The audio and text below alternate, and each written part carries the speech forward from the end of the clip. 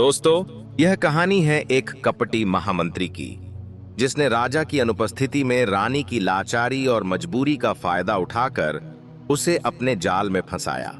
तो चलिए दोस्तों, इस रहस्यमयी कहानी को शुरू करते हैं। प्रभातगढ़ का साम्राज्य अपनी भव्यता और समृद्धि के लिए चारों दिशाओं में प्रसिद्ध था।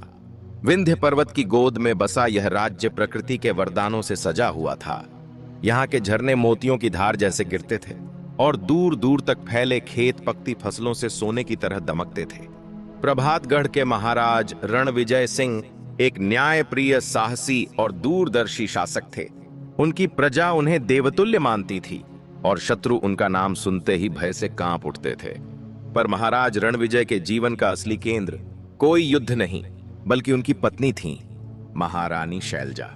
शैलजा का सौंदर्य केवल रूप तक सीमित नहीं था, उसमें एक अलौकिक गरिमा थी। उनकी आंखें गहरे सरोवर जैसी थीं, जिनमें बुद्धिमत्ता और करुणा एक साथ झलकती थी। उनके केश रेशम से भी अधिक कोमल थे और उनकी मुस्कान में ऐसा जादू था कि बुझा हुआ मन भी खिल उठता था। महाराज अपनी रानी से अगाध प्रेम करते थे।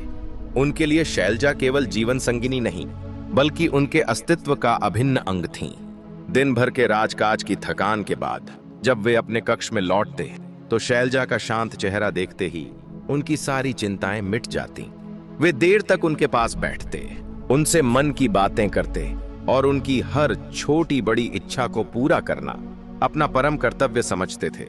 महाराज रणविजय सिंह ने शैलजा के लिए मोतियों और रत्नों से सजा एक भव्य महल बनवाया था।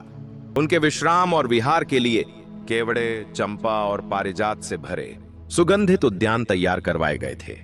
संसार की हर कीमती वस्तु मानो उनकी रानी के चरणों में बिछी रहती थी। पर इस स्वर्णिम ऐश्वर्य के बीच भी महारानी शैलजा अक्सर स्वयं को अकेला महसूस करती थीं। यह वैभव उनके लिए सुख से अधिक एक सुंदर कैद बन गया था। महाराज रणविजय सिंह एक कर्तव्यनिष्ठ और समर्पित शासक थे। उनका अधिकांश समय राज्य की समस्याओं, दरबारी सभाओं और सीमाओं की रक्षा की योजनाओं में बीत जाता। वे रानी से प्रेम तो अगाध करते थे, पर उनके पास रानी के मन के लिए समय कम पड़ जाता था। शैलजा की दुनिया धीरे धीरे महल की चार दीवारी तक सिमट गई थी। उनके पास दासियां थीं, सखियां थीं, पर कोई ऐसा नहीं था जो उनके हृदय की गहराइयों तक उतर सके, जो उनकी बौद्धिक और भावनात्मक प्यास को बुझा सके।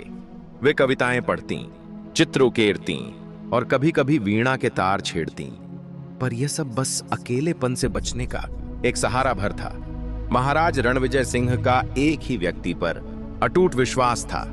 उनके महामंत्री दुर्गेश्वर राव अनुभवी, चतुर और राजनीति के माहिर थे। उनकी सलाह के बिना महाराज कोई बड़ा निर्णय नहीं लेते थे। अपनी निष्ठा और कार्यकुशलता से उन्होंने राजा के मन में विशेष स्थान बना लिया था। दुर्गेश्वर राव हर समय महाराज रणविजय सिंह के आसपास रहते थे। उनकी हर आज्ञा का पालन करना और राज्य के प्रशासन को घड़ी की तरह चलाना उनका काम था। महाराज उन्हें अपना दाहिना हाथ मानते थे और भरी सभा में अक्सर कहते, दुर्गेश्वर केवल मेरे महामंत्री नहीं, मेरे सगे भाई जैसे हैं। इन्हीं की आंखों से मैं प्रभातगढ़ को देखता हूं। पर यह वफादारी केवल ऊपर से दिखने वाली परछाई थी। भीतर ही भीतर दुर्गेश्वर के मन में सत्ता की आग धधक रही थी। वह जानते थे कि वे कभी सिंहासन पर नहीं बैठ सकते, पर वे ऐसे व्यक्ति बनना चाहते थे जो राजा को भी अपने इशारों पर नचाए। पर्दे के पीछे से पूरे साम्राज्य की डोर अपने हाथ में रखे। उनकी पैनी नजर हमेशा किसी अवसर की तलाश में रहती थी। वे भली भांति समझते थे कि महाराज रणविजय की सबसे बड़ी शक्ति और सबसे बड़ी कमजोरी दोनों ही महारानी शैलजा है। एक दिन महाराज ने शैलजा से मुस्कुराते हुए कहा, प्रिय मेरा बचपन का मित्र, सेनापति समरवीर वर्षों बाद पड़ोसी राज्य से लौट रहा है। वह कुछ सप्ताह हमारे यहाँ अतिथि बनकर रहेगा। वह महान योद्धा होने के साथ साथ एक संवेदनशील कवि भी है।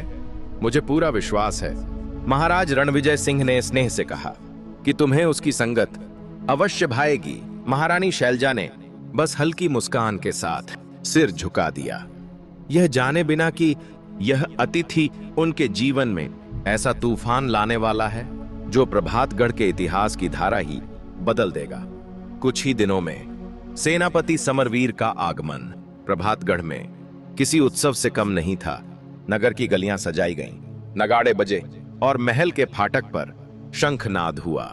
महाराज रणविजय अपने मित्र को देखकर भावुक हो उठे और आगे बढ़कर उसे गले लगा लिया।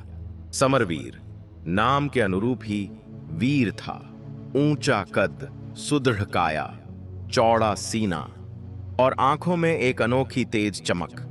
वह केवल रणभूमि का नायक नहीं था, बल्कि उसके शब्दों में दर्शन और कला की गहरी समझ छलकती थी। उसकी वाणी में कठोरता नहीं, बल्कि एक कवि की कोमलता थी। जब पहली बार महारानी शैलजा का परिचय समरवीर से हुआ, तो दोनों के भीतर एक अजीब सी हलचल दौड़ गई। शैलजा ने औपचारिक मुस्कान के साथ उसका अभिवादन किया, पर जब उनकी आंखें समरवीर की आंखों से मिलीं, तो उन्हें अपने हृदय में एक अनजाना खिंचाव सा महसूस हुआ। समरवीर भी उस क्षण रानी के सौंदर्य और गरिमा से प्रभावित हुए बिना न रह सका, पर उससे भी अधिक उसने उनकी आंखों में छिपी एक गहरी उदासी देख ली, जैसे किसी शांत सरोवर के भीतर कोई तूफान कैद हो। उस शाम जब महाराज राजकीय भोज की तैयारियों और अतिथियों के स्वागत में व्यस्त थे, समरवीर उस समय महल के सुगंधित उद्यानों में अकेले टहल रहा था। हवा में केवड़े और चमेली की महक घुली हुई थी। वहीं उसकी नजर महारानी शैलजा पर पड़ी, जो अपनी प्रिय चमेली की लताओं के पास खड़ी थीं और फूलों को निहार रही थीं। क्षमा कीजिए महारानी, समरवीर ने विनम्र स्वर में कहा। कहीं मैंने आपकी एकांत घड़ी में विघ्न तो नहीं डाल दिया? शैलजा मुड़ी और हल्की मुस्कान बिखेर दी। नहीं सेनापति, मैं तो बस इन फूलों की खामोशी महसूस कर रही थी।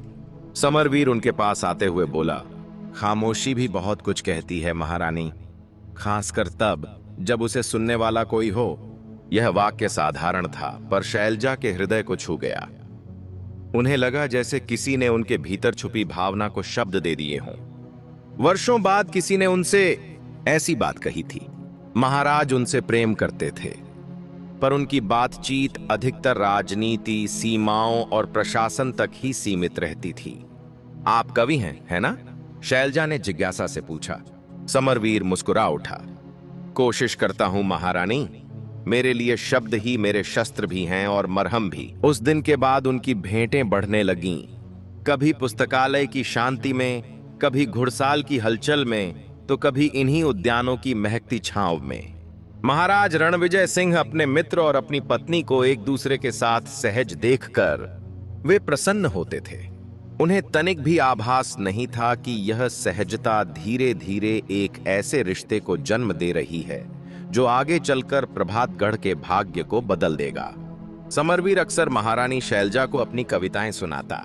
वे कविताएं रण और विजय की गाथाएं नहीं होतीं, बल्कि प्रेम, विरह और जीवन के गूढ़ अर्थों से भरी होती थीं।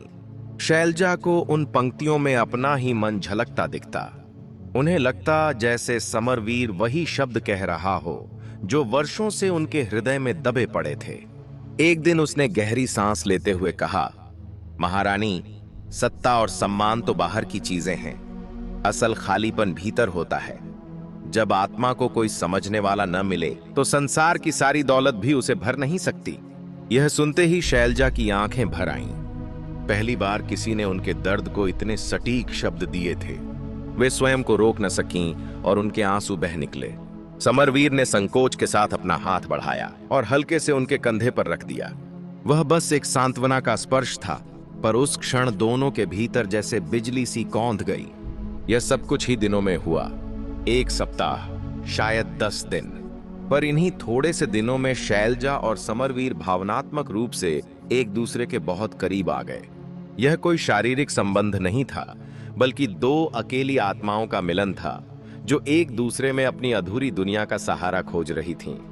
वे जानते थे कि यह राह गलत है, कि वे अनजाने में महाराज रणविजय के साथ विश्वासघात कर रहे हैं। फिर भी उनकी भावनाएं अब उनके वश में नहीं रहीं। शैलजा को अपने जीवन में पहली बार ऐसा लगा जैसे वह सचमुच जीवित हैं। समरवीर की संगत में वह खुलकर हंसती थीं, उससे बहस करती थीं और अपने अधूरे सपनों के बारे में बातें करती थीं। वे सपने जिनके उन्होंने कभी किसी से कहने का साहस नहीं किया था। समरवीर ने भी अपने मन का बोझ हल्का करते हुए उन्हें बताया कि वह कभी एक राजकुमारी से प्रेम करता था, पर राजनैतिक समझौतों और सत्ता के खेल ने उनके प्रेम को अधूरा छोड़ दिया। उसकी कथा सुनकर शैलजा को लगा जैसे दोनों की पीड़ाएं एक दूसरे की प्रतिध्वनि बन गई हों। उनकी कहानियों ने उनके दर्द को और गहरा किया और उन्हें और भी करीब ले आईं। पर वे इस सच्चाई से अनजान थे कि महल में एक जोड़ी शातिर आंखें हर पल उन पर निगाह रखे हुए हैं। महामंत्री दुर्गेश्वर राव, जिसकी दृष्टि गिद्ध की तरह हर हलचल पर रहती थी, बहुत पहले ही रानी के व्यवहार में आए बदलाव को भांप चुका था। दुर्गेश्वर की सफलता का राज उसकी सूक्ष्म अवलोकन शक्ति थी। वह लोगों के शब्दों पर नहीं, बल्कि उनके हाव भाव और चाल ढाल पर ध्यान देता था। उसने देखा कि महारानी शैलजा, जो पहले अक्सर उदास और चुप रहती थीं, अब उनके चेहरे पर एक नई चमक आ गई है। वे पहले से अधिक सजने संवरने लगी थीं और उनके कदमों में एक नई ऊर्जा झलकती थी। दुर्गेश्वर मन ही मन बोला, यह बदलाव साधारण प्रसन्नता का नहीं, यह किसी छिपे रहस्य के खुलने की खुशी है। यहीं से उसने अपनी जासूसी शुरू कर दी। दुर्गेश्वर राव ने महारानी शैलजा की सबसे करीबी दासियों में से एक, मालती, को अपने जाल में फंसाया। पहले तो उसने सोने की मोहरों का लालच दिया, पर मालती घबरा गई और मना करने लगी। तब दुर्गेश्वर ने स्वर बदल लिया। उसने धमकी दी कि अगर उसने साथ नहीं दिया तो उसे चोरी के झूठे इल्जाम में फंसाकर कालकोठरी भिजवा देगा। डर से कांपती मालती आखिरकार महामंत्री के लिए काम करने को मजबूर हो गई। अब वह उसे हर छोटी बड़ी बात बताने लगी। महारानी अब घंटों पुस्तकालय में रहती हैं, मालती ने बताया, और वहां अक्सर सेनापति समरवीर भी होते हैं। उन्होंने फिर से घुड़सवारी शुरू कर दी है और सिखाने वाले भी वही हैं। कल रात महारानी उद्यान में टहल रही थीं, तभी सेनापति भी संयोग से आ गए। वे देर तक बातें करते रहे। यह सुनकर दुर्गेश्वर की आंखों में क्रूर चमक आ गई। उसे समझ आ गया कि आग कहां सुलग रही है, पर उसे केवल शक नहीं चाहिए था। उसे ऐसा पुख्ता सबूत चाहिए था जो महारानी को पूरी तरह उसके जाल में बांध दे। दुर्गेश्वर जानता था कि महाराज रणविजय सिंह अपनी रानी पर अंधा विश्वास करते हैं। अगर वह बिना ठोस प्रमाण के उनके पास गया तो सबसे पहले उसी का सिर कटेगा। इसलिए उसने एक अचूक योजना बनाने का निश्चय किया। अब उसने सेनापति समरवीर पर भी नजर रखनी शुरू कर दी। उसने गौर किया कि समरवीर अक्सर किसी कागज पर कुछ लिखता है और उसे सावधानी से अपनी जेब में रख लेता है। दुर्गेश्वर मन ही मन मुस्कुराया, यही होगा मेरा सबसे बड़ा हथियार। दुर्गेश्वर राव को पूरा विश्वास हो गया था कि सेनापति समरवीर जो कागज अपनी जेब में संभाल कर रखता है, वह कोई साधारण नोट नहीं, बिल्कुल महारानी शैलजा के लिए लिखी गई कविताएं या प्रेम पत्र ही हैं। इधर एक दिन शैलजा को अचानक अपनी भूल का तीखा एहसास हुआ। वह अपने कक्ष में आईने के सामने खड़ी थीं। चेहरे पर जो नई चमक और प्रसन्नता दिख रही थी, वही उन्हें चुभने लगी। उन्हें लगा यह खुशी धोखे की नींव पर खड़ी है। वह महाराज रणविजय सिंह से सच्चा प्रेम करती थीं और उनका गहरा सम्मान करती थीं। किसी क्षणिक भावनात्मक बहाव में आकर वह अपने पति के विश्वास को नहीं तोड़ सकती थीं। उसी शाम उन्होंने समरवीर से मिलने का निश्चय किया। सरोवर का किनारा, जो अब तक उनके मौन मिलनों का साक्षी रहा था, आज उनके बिछड़ने का गवाह बनने वाला था। कांपती आवाज में शैलजा ने कहा, यह सब गलत है सेनापति, हम अनजाने में महाराज के साथ अन्याय कर रहे हैं। समरवीर का चेहरा उतर गया। वह जानता था कि रानी सच कह रही हैं। मैं जानता हूं शैलजा, पर मेरा हृदय मेरे वश में नहीं है, पर तुम्हें इसे वश में करना होगा, शैलजा ने दृढ़ स्वर में कहा। और मुझे भी? कल तुम महाराज से विदा लो और अपने राज्य लौट जाओ। कोई बहाना बना देना, हम फिर कभी नहीं मिलेंगे। समरवीर की आंखों में गहरा दर्द उभर आया, पर उसने रानी के निर्णय का सम्मान किया। भारी मन से सिर झुकाते हुए बोला, जैसा आप चाहें महारानी। बिछड़ते समय उसने अपनी जेब से कागज का एक टुकड़ा निकाला। यह मैंने आपके लिए लिखा था, उसने कहा, इसे अपने पास रख लीजिए, मेरी याद के तौर पर। शैलजा ने कांपते हाथों से वह कागज लिया और बिना कुछ कहे तेज कदमों से अपने कक्ष की ओर लौट पड़ी। उन्हें यह आभास तक नहीं था कि दुर्गेश्वर राव का एक गुप्तचर पेड़ों की ओट से यह पूरा दृश्य देख चुका है। कक्ष में पहुंचते ही शैलजा फूट फूट कर रो पड़ी। उन्होंने समरवीर का दिया हुआ वह पत्र खोला। उसमें एक कविता थी, उनके सौंदर्य पर नहीं, बिल्कुल उनकी आंखों में छिपी उदासी और मौन पीड़ा पर लिखी हुई।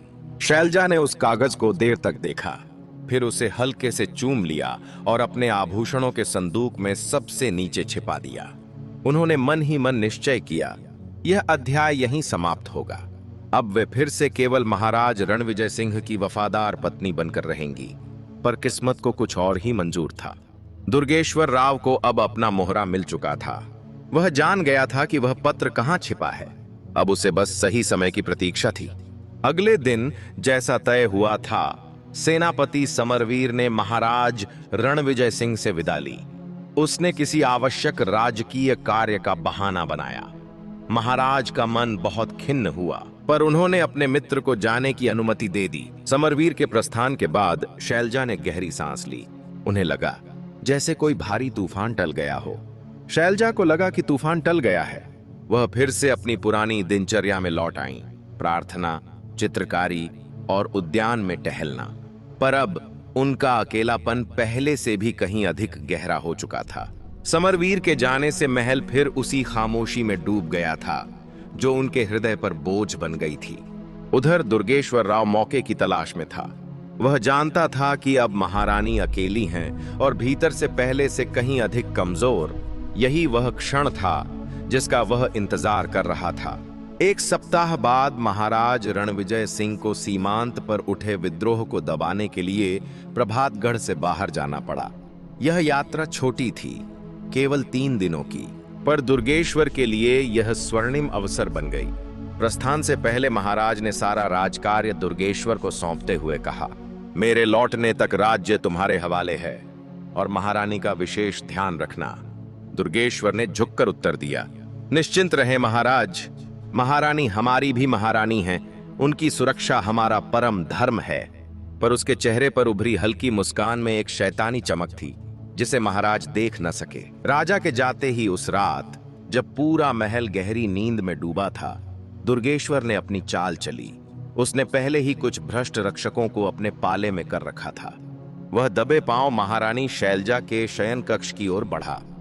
दासी मालती को उसने पहले ही आदेश दे दिया था कि कक्ष का द्वार भीतर से बंद न किया जाए। कुछ ही पलों में दुर्गेश्वर बिना किसी आहट के भीतर दाखिल हो गया। महारानी शैलजा गहरी नींद में थीं। उनके चेहरे पर एक विचित्र सा भाव था, जैसे शांति और दुख एक दूसरे में घुल गए हों। मोमबत्ती की मध्यम रोशनी में उनका चेहरा और भी नाजुक लग रहा था। दुर्गेश्वर राव बिना रुके सीधे उनके आभूषणों के संदूक के पास गया। उसने धीरे से ढक्कन उठाया और भीतर हाथ डालकर वह कागज निकाल लिया जिसके बारे में मालती ने उसे बताया था। जैसे ही पत्र उसकी मुट्ठी में आया, उसके होठों पर एक क्रूर मुस्कान फैल गई।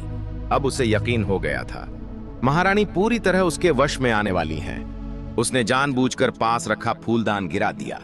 खटक! आवाज से शैलजा की नींद टूट गई। उन्होंने घबराकर आंखें खोलीं और सामने महामंत्री को खड़ा देखा तो उनके होश उड़ गए। महामंत्री, आप यहां क्या कर रहे हैं? वे घबराकर बिस्तर पर बैठ गईं। दुर्गेश्वर हंसा, ऐसी हंसी जिसमें कोई अपनापन नहीं था, सिर्फ ठंडा जहर घुला था। मैं तो बस यह देखने आया था महारानी, वह बोला, कि आप अपने उस विशेष मित्र की याद में कैसी नींद सोती हैं। कहते हुए उसने वह पत्र उनकी ओर उछाल दिया। कागज हवा में लहराता हुआ जाकर बिस्तर पर गिर पड़ा। उसे देखते ही शैलजा का चेहरा सफेद पड़ गया, मानो रक्त ही सूख गया हो। ये आपको कैसे मिला? उनकी आवाज कांप रही थी। दुर्गेश्वर उनके पास आता हुआ बोला, जहां चाह वहां राह महारानी। इस महल की दीवारों के भीतर क्या होता है, मुझसे ज्यादा कौन जान सकता है? उसकी आंखों में कुटिल चमक थी। मुझे तुम्हारी और सेनापति समरवीर की हर मुलाकात का पता है, कब, कहां, कितनी देर, सब कुछ। शैलजा की सांसें तेज हो गईं। उन्हें समझ आ गया, अब उनका सबसे बड़ा डर उनके सामने खड़ा है। मुझे तुम्हारी उस अधूरी प्रेम कथा के बारे में सब पता है महारानी, दुर्गेश्वर राव ने ठंडी मुस्कान के साथ कहा। यह सुनते ही शैलजा की आंखों से आंसू बहने लगे। यह सच नहीं है, वह कांपती आवाज में बोली। मेरा और सेनापति समरवीर का कोई अनुचित संबंध नहीं था। हम केवल मित्र थे, बस मित्र। मित्र? दुर्गेश्वर फिर हंसा, ऐसी हंसी जो भीतर तक चीर दे। ऐसे मित्र जो छिप छिप कर मिलते हैं, जो एक दूसरे के लिए कविताएं और पत्र लिखते हैं। वह और पास आ गया। सोचो महारानी, जब महाराज रणविजय सिंह को यह सब पता चलेगा तो वे इस मित्रता के बारे में क्या कहेंगे। सेनापति समरवीर का सिर तो निश्चित ही कटेगा, पर तुम्हारा क्या होगा। शैलजा सिहर उठी। जिस राजा ने तुम्हें अपनी पलकों पर बिठाकर रखा, जब उसे लगेगा कि तुमने उसकी पीठ में छुरा घोंपा है तो उसका क्रोध कितना भयानक होगा, इसकी कल्पना करो। शायद तुम्हें राज्य से निकाल दिया जाए, या शायद इसी महल के किसी अंधेरे तहखाने में तुम्हारी बाकी जिंदगी सड़ती रहे।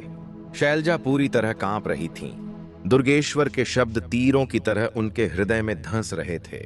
वह महाराज के प्रेम को जानती थीं, पर उनके विश्वास के टूटने पर वह कैसे टूटेंगे, यह सोचकर ही उनकी रूह कांप उठी। आप क्या चाहते हैं? उन्होंने सिसकते हुए पूछा। अब वह समझ चुकी थीं। महामंत्री उन्हें ब्लैकमेल कर रहा है। दुर्गेश्वर राव रानी के बिस्तर के पास आकर घुटनों के बल बैठ गया। उसने शैलजा का हाथ थाम लिया।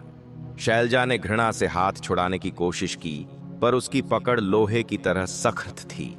मैं कुछ नहीं चाहता महारानी, वह फुसफुसाया। मैं तो बस आपकी मदद करना चाहता हूं।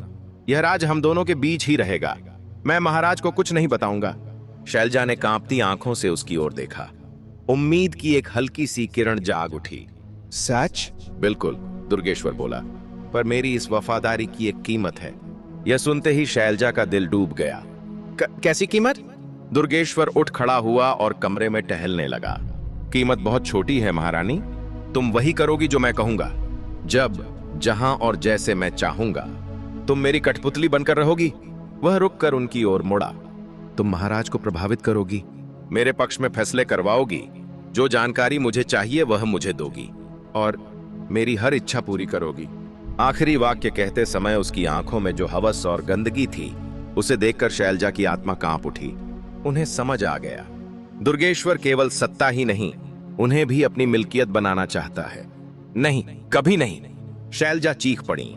मैं ऐसा करने से पहले मर जाना पसंद करूंगी।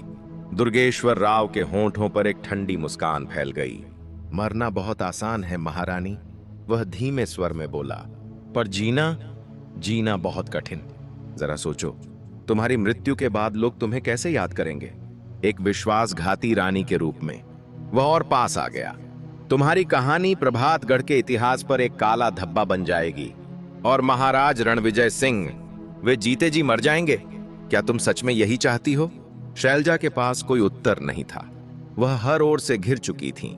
एक ओर आत्मसम्मान की खाई, दूसरी ओर अपमान और विनाश का कुआं। अगर वह दुर्गेश्वर की बात मानती तो उनका स्वाभिमान मर जाता, अगर नहीं मानती तो उनका और उनके पति का सम्मान, और शायद सेनापति समरवीर का जीवन भी समाप्त हो जाता। वह पूरी तरह विवश थीं। उनके सामने एक भूखा भेड़िया खड़ा था, जो उनकी मजबूरी का फायदा उठाने को तैयार था। उस रात के बाद शैलजा की दुनिया बदल गई। वह अब प्रभातगढ़ की महारानी नहीं रही। वे महामंत्री दुर्गेश्वर राव की कैदी बन चुकी थीं। उनका भव्य महल एक कारागार बन गया, और उनकी हर सांस पर दुर्गेश्वर का पहरा बैठ गया। कुछ दिनों बाद जब महाराज रणविजय सिंह सीमा से लौटे, तो उन्होंने रानी के व्यवहार में अजीब सा बदलाव महसूस किया। शैलजा पहले से अधिक चुप और सहमी हुई लग रही थीं। क्या बात है शैलजा? महाराज ने स्नेह से पूछा। उन्होंने बस सिर झुका लिया। थोड़ा सिर दर्द है स्वामी। महाराज ने उनके माथे को चूम लिया और वैद्य बुलाने का आदेश दे दिया। उन्हें क्या पता था कि उनकी रानी का दर्द शरीर का नहीं, आत्मा का था। अब दुर्गेश्वर राव ने अपना असली खेल शुरू कर दिया। वह बहाने बनाकर महारानी शैलजा को बार बार अकेले में बुलाने लगा। कभी किसी राजकीय आदेश पर राय लेने के नाम पर, तो कभी किसी गुप्त संदेश का हवाला देकर। हर मुलाकात में वह उन्हें यह जता देता कि उनकी किस्मत अब उसकी मुट्ठी में कैद है। एक दिन उसने ठंडे स्वर में कहा, महारानी, उत्तरी प्रांत का सूबेदार जरूरत से ज्यादा शक्तिशाली हो रहा है। मैं चाहता हूं कि आप महाराज से कहें, उसे हटाकर मेरे किसी भरोसेमंद व्यक्ति को वहां नियुक्त कर दिया जाए। शैलजा कांप उठी। मैं ऐसा कैसे कर सकती हूं? उन्होंने डरते हुए कहा। महाराज राजकीय मामलों में मेरा दखल पसंद नहीं करते। दुर्गेश्वर हंस पड़ा। तुम्हें करना होगा शैलजा, उसने धीरे से कहा, वरना तुम जानती हो। कहते हुए उसने अपनी जेब से उस पत्र का कोना बाहर निकाल दिया।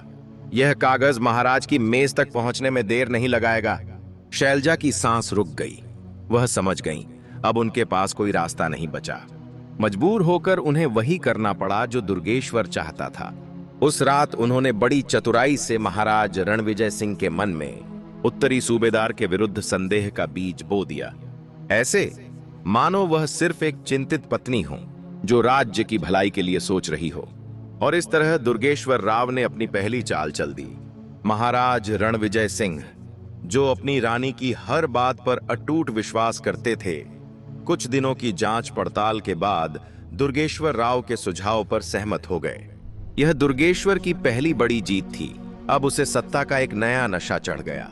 वह महारानी शैलजा को मोहरे की तरह इस्तेमाल कर अपने विरोधियों को रास्ते से हटाने लगा और अपने विश्वास पात्र लोगों को ऊंचे पदों पर बिठाने लगा।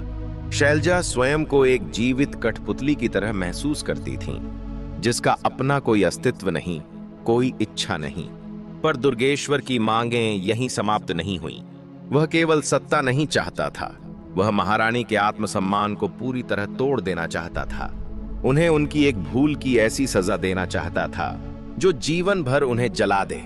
एक रात जब महाराज पड़ोसी राज्य के दूतों के साथ लंबे राजकीय भोज में व्यस्त थे, दुर्गेश्वर फिर से शैलजा के कक्ष में आ पहुंचा। इस बार उसकी आंखों में पहले से कहीं अधिक खतरनाक चमक थी। आज तुम बहुत सुंदर लग रही हो महारानी, वह उनकी ओर बढ़ते हुए बोला। शैलजा घृणा से पीछे हट गई। दूर रहो मुझसे राक्षस। राक्षस? दुर्गेश्वर हंस पड़ा। मैं तो तुम्हारा रक्षक हूं शैलजा। मैंने तुम्हारा सबसे बड़ा राज अपने सीने में दफन कर रखा है। क्या मुझे इसका कोई इनाम नहीं मिलना चाहिए? कहते हुए वह आगे बढ़ा और उसने शैलजा का हाथ कसकर पकड़ लिया। शैलजा ने पूरा बल लगाकर अपना हाथ छुड़ाने की कोशिश की, पर दुर्गेश्वर की पकड़ लोहे जैसी सख्त थी। छोड़ दो मुझे, वह सिसक उठी। ईश्वर के लिए मुझ पर दया करो। दया? दुर्गेश्वर का चेहरा उनके चेहरे के बेहद करीब आ गया। दया की भीख तब मांगनी चाहिए थी जब तुम सरोवर के किनारे अपने उस मित्र के साथ सपनों के पुल बांध रही थीं। तुमने अपने पति पर दया नहीं की, जो तुमसे प्राणों से भी अधिक प्रेम करता है, और अब तुम मुझसे दया की उम्मीद कर रही हो। उस रात दुर्गेश्वर ने हर सीमा लांघ दी। उसने शैलजा की बेबसी का फायदा उठाया और केवल उनके शरीर को ही नहीं, उनकी आत्मा को भी रौंद डाला। शैलजा ने विरोध किया, संघर्ष किया, पर उसकी क्रूर शक्ति के आगे वे असहाय रहीं। जब दुर्गेश्वर कक्ष से निकल गया तो शैलजा फर्श पर एक टूटी हुई गुड़िया की तरह पड़ी थीं। उनके आंसू सूख चुके थे, आंखों में अब कोई भाव नहीं बचा था, न दुख, न क्रोध, न घृणा। मानो भीतर का सब कुछ निचोड़ लिया गया हो और वे एक खाली पात्र बन चुकी हों। यहीं से वह भयावह सिलसिला शुरू हो गया। जब भी दुर्गेश्वर चाहता, वह उन्हें अपनी क्रूर इच्छाओं का शिकार बनाता। धीरे धीरे शैलजा ने विरोध करना छोड़ दिया। वे पत्थर की मूर्ति सी बन गईं, जो सब कुछ सहती थी पर कुछ महसूस नहीं करती थी। दिन में वह महाराज रणविजय सिंह के सामने एक आदर्श पत्नी का अभिनय करती और रात में महामंत्री के लिए सिर्फ एक विवश वस्तु बन जाती। उन्हें खुद से घृणा होने लगी थी। हर सुबह जब वह आईने में अपना चेहरा देखती तो अपना ही अक्स उन्हें किसी अजनबी जैसा लगता। वे जीना नहीं चाहती थीं, पर मर भी नहीं सकती थीं, क्योंकि मरने का अर्थ था अपने पति को सदा के लिए धोखा देना, अपने कुल और सम्मान को मिट्टी में मिला देना। इस दोहरी जिंदगी का बोझ ढोते ढोते शैलजा भीतर ही भीतर टूटती चली जा रही थी। दोस्तों, मुझे उम्मीद है कि इस कहानी से आपको कुछ सीखने को मिला होगा। अगर वीडियो अच्छी लगी हो तो वीडियो को लाइक और कमेंट में जय माता दी अवश्य लिखें। हम आपसे मिलते हैं किसी और नई वीडियो में। तब तक के लिए अपना ख्याल रखना। जय माता दी।